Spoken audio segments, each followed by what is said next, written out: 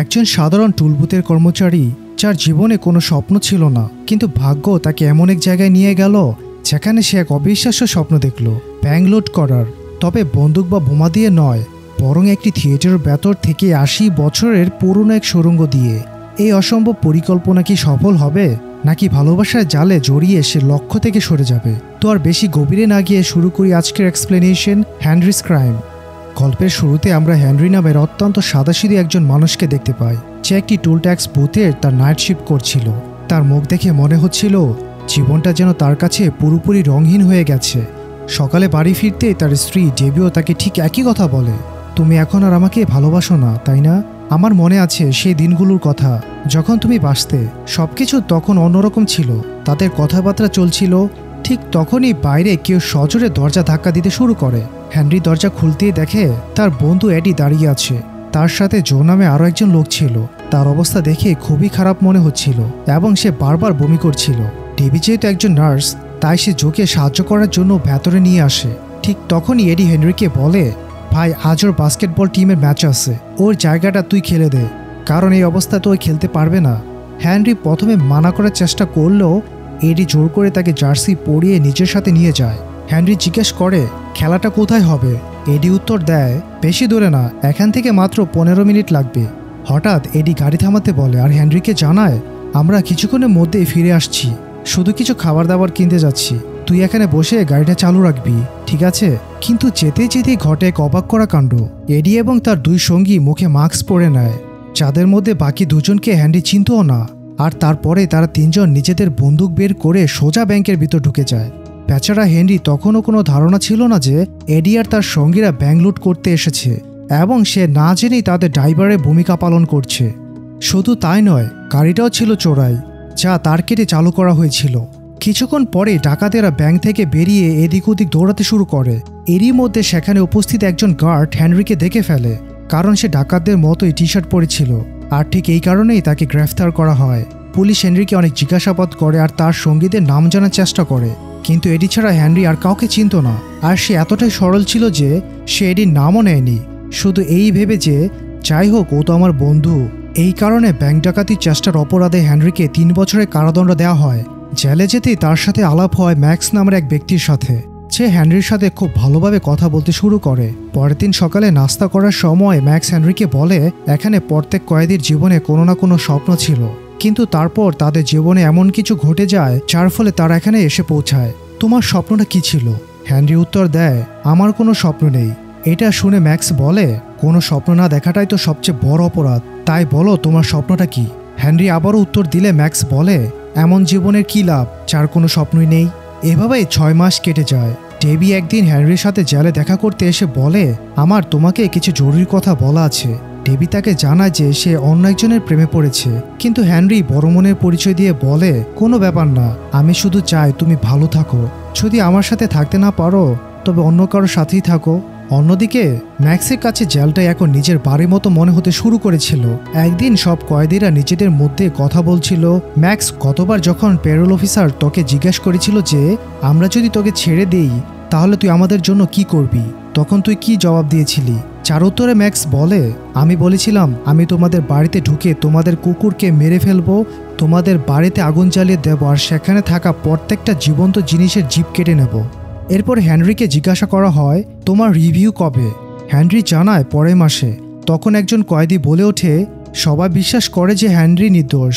হেনরিও বলে, আমি কোনো অপরাধ করিনি। এই কথায় ম্যাক্স তাকে বলে, তুমি জেলে সময় কাটিয়েছ, তাই বলে বাইরে গিয়ে যাই বলো না কেন, সবার এটাই মনে হবে যে তুমি কোনো না কোনো অপরাধ অবশ্যই করেছ।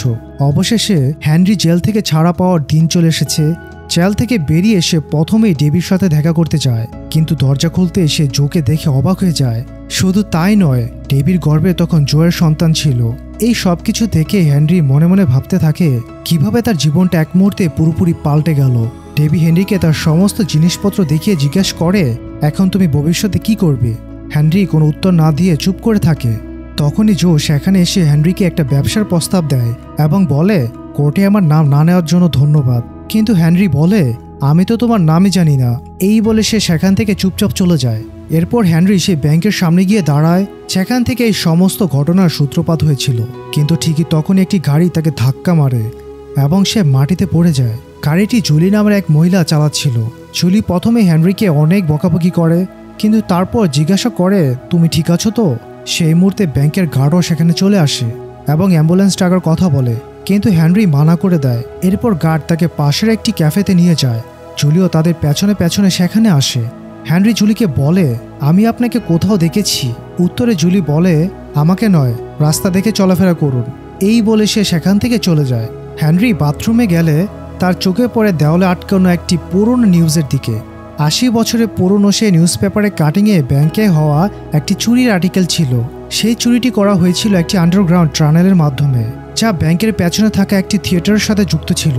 আর এই টানেলটি সোজা ব্যাংকের ভোল্টের নিচে দিয়ে গেছে। এই আবিষ্কারের পর হেনরি সোজা ম্যাক্সের সাথে দেখা করতে চলে যায় জেলে এবং তাকে বলে, আমি আমার স্বপ্ন খুঁজে পেয়েছি। সেই ব্যাংক লুট করাই আমার স্বপ্ন, যার জন্য আমি এখানে এসেছিলাম। যখন সাজাটা কেটেই ফেলেছি, তখন অন্তত চুরিটা তো করি। ম্যাক্স কিছুই বুঝতে পারে না। তখন হেনরি বলে, তুমি কি ব্যাংক লুট করার জন্য আমার সাথে থাকবে? ম্যাক্স জিজ্ঞাসা করে, তোর কাছে কোনো প্ল্যান আছে নাকি হাওয়ার উপর ভর করে কথা বলছিস? হেনরি আত্মবিশ্বাসের সাথে বলে, তুমি চিন্তা করো না, আমার কাছে একদম টপ ক্লাস প্ল্যান আছে। এরপর হেনরি সেই থিয়েটারে চলে যায়, যেখানে জুলি তার নাটকের রিহার্সাল করছিল। নাটকের ডিরেক্টর জুলিয়াকে খুব বকাবকি করে বলছিল, তোমাকে দিয়ে এসব হবে না। এই কথা শুনে জুলি রেগে কফি খেতে চলে যায় এবং যেতে যেতে হেনরিকে বলে, তুমি কি আমার পিছু নিচ্ছ? হেনরি মানা করে এবং তার পেছন পেছন কফি শপে চলে যায়। সেখানে কফি খেতে খেতে হেনরি জুলির অভিনয়ে খুব প্রশংসা করে। তখন জুলিও বলে, সেই দুর্ঘটনার জন্য কমপ্লেন না করায় ধন্যবাদ। অন্যদিকে ম্যাক্সও প্যারোলের জন্য আবেদন করে দেয়। হেনরি তাকে আগে শিখিয়ে দিয়েছিল যে অফিসারদের সামনে কীরকম আচরণ করতে হবে। কিছু প্রশ্নোত্তরের পর ম্যাক্সকেও জেল থেকে মুক্তি দেওয়া হয়। হেনরি যখন তাকে জেল থেকে নিতে আসে, তখন ম্যাক্স জিজ্ঞেস করে, তোর গাড়ি কোথায়? হেনরি উত্তর দেয়, আমার কাছে গাড়ি নেই। আসলে হেনরি পায়ে হেঁটেই ম্যাক্সকে নিতে এসেছিল। এটা শুনে ম্যাক্স রেগে গিয়ে বলে, কোন পাগলের পাল্লায় পড়ে বাইরে এলাম আমি ভেতরে ফিরে যাই, আমাকে ভেতরে ফিরে নাও, আমি বাইরে থাকতে চাই না। কিন্তু যখন হেনরি ম্যাক্সকে তার প্ল্যানটা জানায়, তখন ম্যাক্স অবাক হয়ে বলে, এইটাই তোর প্ল্যান? ঠিক এইভাবেই তো ৮০ বছর আগে ব্যাংকটা লুট করা হয়েছিল। আচ্ছা, তোর কাছে বন্দুক টন্দুক আছে কি? হেনরি এই উত্তরেও না বলে জানায়, আমি কাউকে আঘাত করতে চাই না। ম্যাক্স ব্যঙ্গ করে বলে, হায় রে মাদার তেরেসা, খুব ভালো কথা, কিন্তু গতবার যখন চুরি হয়েছিল তারপর তো এমনও হতে পারে যে ব্যাংক কর্তৃপক্ষ বোল্টের জায়গাটা বদলে দিয়েছে। এখন হয়তো সেটা আর ওই টানেলের উপরে নেই। এই বিষয়টা নিশ্চিত করার জন্য তাদের ব্যাংকে যেতে হবে। ব্যাংকে গিয়ে তারা অ্যাসিস্ট্যান্ট ম্যানেজারের সাথে দেখা করে, আর ভেতরে যাওয়ার সময় সেই গার্ড তাদের খুব মনোযোগ দিয়ে লক্ষ্য করে। ম্যাক্স ম্যানেজারের সাথে কথা বলতে বলতে অত্যন্ত চালাকির সাথে এটা নিশ্চিত করে নেয় যে ব্যাংক তৈরির পর থেকে ভল্টটি কখনো তার জায়গা থেকে সরানো হয়নি।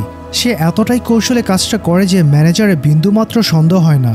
কিন্তু গার্ডের নজর তখনও তাদের উপর পড়েছিল। এরপর দুজনে সেই টানেলটি পরীক্ষা করার জন্য থিয়েটারে যায়। সেখানে জুলি হেনরিকে আবার দেখে অবাক হয়ে যায়, আর এবার তো ম্যাক্সও তার সাথে ছিল। ম্যাক্স পরিস্থিতি সামলাতে বলে ওঠে, যখন আমি তরুণ ছিলাম তখন এখানে অনেক নাটক করেছি, আমি হেনরিকে সেটাই দেখাতে এনেছি। আমি যদি থিয়েটারের ভেতর থেকে একটু ঘুরে দেখি, আপনার কোনো আপত্তি নেই তো? ভেতরে যেতে যেতে জুলি ম্যাক্সকে জিজ্ঞাসা করে যে সে এখানে কোনো নাটক করেছে, যার উত্তরে ম্যাক্স সরাসরি শেক্সপিয়ারের নাম বলে দেয়। তারপর ম্যাক্স বলে, এখানে আমার অনেক স্মৃতি জড়িয়ে আছে, তাই আমি থিয়েটারের কোনায় কোনায় ঘুরে দেখতে চাই। এর জন্য সে অনুমতিও পেয়ে যায়। ম্যাক্স চলে যেতে জুলি হেনরিকে জিজ্ঞাসা করে, উনি কি তোমার বাবা? হেনরি উত্তর দেয়, না না, শুধু একজন ভালো বন্ধু। অন্যদিকে থিয়েটারের একজন কর্মী ম্যাক্সকে থিয়েটার দেখাতে দেখাতে টানেলের দরজার কাছে নিয়ে আসে এবং ম্যাক্স জায়গাটা ভালো করে পর্যবেক্ষণ করতে থাকে। এদিকে জুলি যখন হেনরিকে জিজ্ঞাসা করে, তুমি কি করো? হেনরি সোজাসুজি উত্তর দেয়, আমি সম্প্রতি জেল থেকে ছাড়া পেয়েছি, আপাতত কিছুই করি না। জুলি চমকে গিয়ে জিজ্ঞেস করে, জেলে কেন ছিলে? তুমি নিশ্চয়ই কোনো খুনটুন করেছিলে। হেনরি বলে, এটা একটা লম্বা গল্প, পরে কখনো শোনাবো। এরপর তারা সেদিন সন্ধ্যায় ডিনারে দেখা করার পরিকল্পনা করে। বাড়িতে ফিরে ম্যাক্স হেনরিকে জানায় যে টানেলটা একটা গ্রিন রুমের দেয়াল দিয়ে গেছে, তাই তাদের যে কোনো উপায়ে সেই গ্রিন রুমটা দখল করতে হবে। কিন্তু হেনরি তখন সেদিকে কোনো মনে ছিল না, সে শুধু তৈরি হচ্ছিল, কারণ তাকে জুলির সাথে ডেটে যেতে হবে। সে ম্যাক্সকে জিজ্ঞেস করে, আমাকে কেমন লাগছে? সবসময়ের মতোই, নিজের মতোই লাগছিস, যা নিজের ডেটটা এনজয় কর, প্ল্যানিং পরে করা যাবে। ডেটের সময় জুলি হেনরিকে জানায় যে সে অনেক বড় অভিনেতা হতে চায়। সে চায় সবাই যেন তার নাম জানে। সেই রাতে হেনরি জুলিকে পুরো সত্যিটা বলে দেয়, কিভাবে সে জেলে গিয়েছিল এবং এখন সে সত্যি ব্যাংকটা লুট করতে চায়। জুলি তার প্ল্যান শুনে বেশ অবাক হলেও হেনরির সঙ্গ তার ভালো লাগতে শুরু করছিল। এরপর তার বাড়ি ফেরে এবং তাদের মধ্যে ঘনিষ্ঠতা আরও বেড়ে যায়। পরের দিন সকালে হেনরি আর জুলি ম্যাক্সের বাড়িতে যায়, কিন্তু ম্যাক্স জুলিকে দেখে একদমই খুশি হয় না। হেনরি ম্যাক্সকে বলে, টেনশন নিও না, ও আমাদের সাথে কাজ করবে। কিন্তু ম্যাক্স হেনরিকে একপাশে নিয়ে গিয়ে তার উপর রেগে গিয়ে বলে, তুই ওকে পুরো প্ল্যানটা কেন বললি? কিছুক্ষণ পর খাওয়ার সময় জুলি ম্যাক্সকে জিজ্ঞাসা করে, আপনি জেলে কি করছিলেন? ম্যাক্স উত্তর দেয়, আমি অনেকগুলো খুন করেছি। জুলি অবাক হয়ে প্রশ্ন করে, আপনি এতগুলো খুন করেছেন?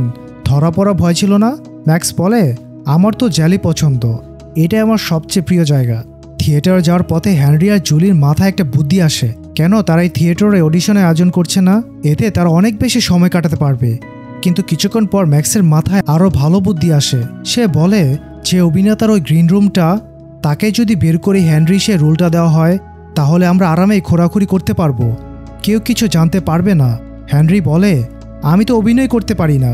কিন্তু ম্যাক্স তাকে উৎসাহ দিয়ে বলে, আরে নিজের চেহারাটা দেখ, তুই তো একটা ন্যাচারাল অ্যাক্টর, তোর চেয়ে ভালো আর কেউ করতে পারবে না। আর তাছাড়া এটা তো লিড রোল। এর কিছুদিন পরেই সে অভিনেতা নিজে থেকেই নাটকটা ছেড়ে চলে যায়, এই বলে যে সে নাকি একটা বড় সিনেমায় কাজ পেয়ে গেছে।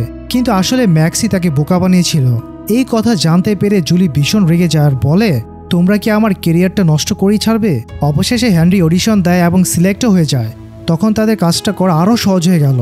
কিন্তু 1-2 দিনের মধ্যেই তারা বুঝতে পারে যে এই টানেল খোঁড়ার কাজ দুজনের পক্ষে সম্ভব নয়। তাই তারা জোকে এই কাজে সামিল করার সিদ্ধান্ত নেয়।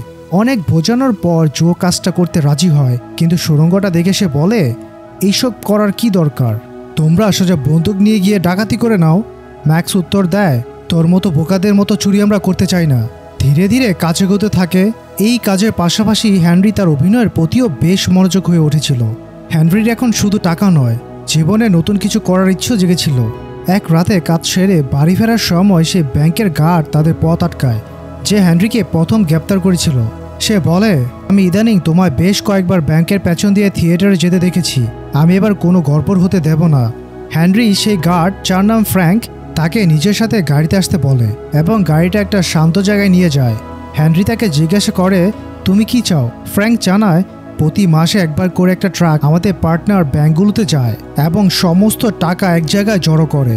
সেই সময় ব্যাংকের বলতে 100 কোটিরও বেশি টাকা থাকে। কোনো বোকা লোকই অন্য কোনো সময় ব্যাংক লুট করার চেষ্টা করবে। আমি ভেতর থেকে তোমাদের লোক হয়ে অ্যালার্ম সিস্টেমে সাহায্য করতে পারি। পরের দিন থিয়েটারে জুলির কান্নার একটি দৃশ্যের সময় ডিরেক্টর তাকে বলে, তুমি কখনো কাউকে ভালোবাসোনি, তাই না? তোমার মন কখনো ভাঙেনি, এটাই তোমার সমস্যা। এই অনুভূতি ছাড়া তুমি কোনোদিনও একজন মহান অভিনেত্রী হতে পারবে না। এরপর 5 মিনিটের ব্রেক দেওয়া হয়। জুলি বাথরুমে গিয়ে কাঁদতে শুরু করে।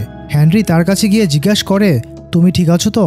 জুলি কান্নায় ভেঙে পড়ে বলে, হ্যাঁ, আমি কাউকে কখনো ভালোবাসিনি, আমি কি করব? কিন্তু অভিনেত্রী তো আমাকে হতেই হবে, তাই না? হেনরি বলে, তুমি আমাকে ভালোবাসো, শুধু তুমি নিজেই এখনো সেটা জানো না। আর আমার বিশ্বাস তুমি একদিন অনেক বড় নেত্রী হবে। রাতে ম্যাক্স আর হেনরি চুরি প্ল্যান তৈরি করে। তখনই দরজায় কেউ ধাক্কা দেয়। হেনরি দরজা খুলতে দেখে জো আর এডি দাঁড়িয়ে আছে। জোকে দেখে মনে হচ্ছিল যেন তাকে খুব মারধর করা হয়েছে। এডি হেনরিকে বলে, জো আমাকে সবকিছু বলে দিয়েছে আর এখন আমিও তোমাদের প্ল্যানে সামিল। কিন্তু ম্যাক্স এডিকে একদম পছন্দ করে না। সে হেনরিকে জিজ্ঞাসা করে, এই বোকাটা কে? এডি বলতে থাকে, আমি সব কিছু জানি, তাই এখন তোমাদের কাছে আর কোনো উপায় নেই। ম্যাক্স আবার জিজ্ঞাসা করে, কেউ আমাকে বলবে এই উলুকের বাচ্চাটাকে?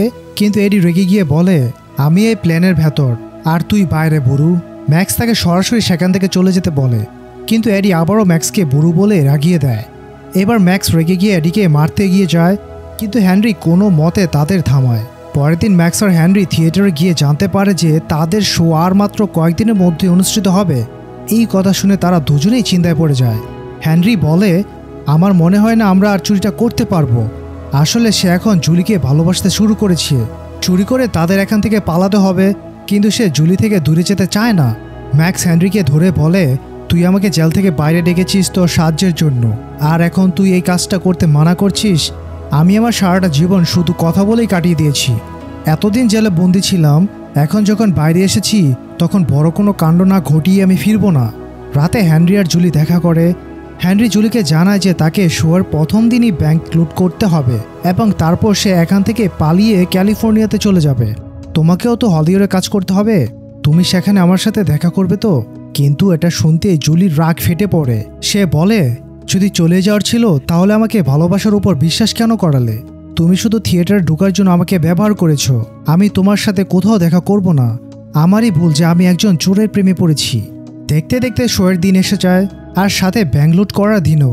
নাটকের ডিরেক্টর সমস্ত অভিনেতাদের বলেন, আজ তোমাদের দিন, যাও আর নিজেদের ছাপ রেখে এসো, আমাদের হাতে মাত্র 10 মিনিট বাকি আছে। ঠিক তখনই টাকার সেই ট্রাকটিও ব্যাংকে চলে আসে, যেমনটা ফ্র্যাঙ্ক বলেছিল। হেনরি নাটকে ভালোভাবে অভিনয় করতে থাকে এবং সুযোগ বুঝে তার সঙ্গীদের সাহায্য করতে চলে যায়। সবকিছু তাদের প্ল্যান মতোই চলছিল। প্রথমে তারা একটি যন্ত্রের সাহায্যে ইটের দেওয়াল ভাঙে এবং পরে একটি বড় ওয়েল্ডিং মেশিনের সাহায্যে বোল্টের লোহা কেটে সেখানে একটি বড় গর্ত তৈরি করে। ফ্র্যাঙ্কের ইশারা পেয়ে ম্যাক্স আগেই তার কেটে দিয়েছিল, যার ফলে অ্যালার্ম বাজেনি। কিন্তু ঠিক তখনই এডি ম্যাক্সের দিকে বন্দুক তাক করে এবং তাকে চুপ করে সেখান থেকে চলে যেতে বলে। এডি চোখে বলে, সব টাকা তাড়াতাড়ি গাড়িতে ভর। জোয়ের এডির এই আচরণ একদম পছন্দ হয় না, আর সে বলে, ভাই এমন করিস না, এটা ঠিক হচ্ছে না। হেনরিও সেখানে পৌঁছে যায়। এডি তাকেও ভয় দেখানোর চেষ্টা করে এবং বন্দুক দিয়ে ম্যাক্সকে মেরে নিচে ফেলে দেয়। জো বারবার তাকে এমন করতে বারণ করছিল। ঠিক সেই মুহূর্তে ম্যাক্স এডির হাত থেকে বন্দুক কেড়ে নিয়ে তাকে পেটাতে শুরু করে। এই মারামারির মধ্যেই গুলি চলে যায়, যা হেনরির পায়ে লেগে বেরিয়ে যায়। ওদিকে থিয়েটারে হেনরির সিন চলে এসেছিল, তাই সে কোনো মতে খুঁড়িয়ে খুঁড়িয়ে স্টেজে নিজেকে সিন করতে চলে যায়। নিচে এডিকে ভালো মতো পেটানোর পর ম্যাক্স তার হাত পা মুখ বেঁধে ফেলে। কিছুক্ষণ পর হেনরি, ম্যাক্স এবং জো সমস্ত টাকা নিয়ে সেখান থেকে পালিয়ে যায়। হঠাৎ হেনরি গাড়ি থামাতে বলে। জো আর ম্যাক্স বুঝতে পারে না সে কেন এমন করছে, কিন্তু তারা গাড়ি থামিয়ে দেয়। হেনরি তাদের চলে যেতে বলে, আমি তোমাদের সাথে পরে দেখা করব। জো ম্যাক্সকে জিজ্ঞাসা করে, এ কোথায় গেল? ম্যাক্স উত্তর দেয়, যেখানে খুশি যাক, তুই শুধু গাড়ি চালা। হেনরিও দৌড়াতে দৌড়াতে আবার থিয়েটারে পৌঁছায়। জুলি তখন স্টেজে অভিনয় করছিল। হেনরি খুঁড়িয়ে খুঁড়িয়ে দ্রুত স্টেজে উঠে পড়ে। সে জুলিকে বলে, আমি তোমাকে ছেড়ে যেতে পারবো না, আমি তোমাকে সত্যিই ভালোবাসি, আর তোমাকে ছাড়া আমি বাঁচতে পারবো না। নাটকের গল্পেও ঠিক এমনই একটি দৃশ্য চলছিল, তাই দর্শকরা ভাবে, ওয়াও, এরা তো দারুণ কিছু নতুন করছে, কিছু অসাধারণ সিন।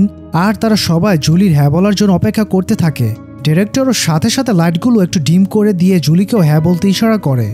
এবার জুলিও বুঝতে পারে যে হেনরি তাকে সত্যিই ভালোবাসে। দীর্ঘ নীরবতার পর জুলির মুখে হ্যাঁ না বললেও তার মুখের অভিব্যক্তি সবকিছু প্রকাশ করে দেয়। অবশেষে গল্পের নায়ক তার নায়িকাকে পেয়ে যায়। আজকের এই অসাধারণ মুভির এক্সপ্লেনেশনটি আপনাদের কেমন লাগলো তা অবশ্যই কমেন্ট করে জানাবেন, এবং এই ধরনের আরও ভিডিও দেখতে চাইলে চ্যানেলটি সাবস্ক্রাইব করতে ভুলবেন না। দেখা হবে পরের ভিডিওতে, ততদিন ভালো থাকুন, সুস্থ থাকুন।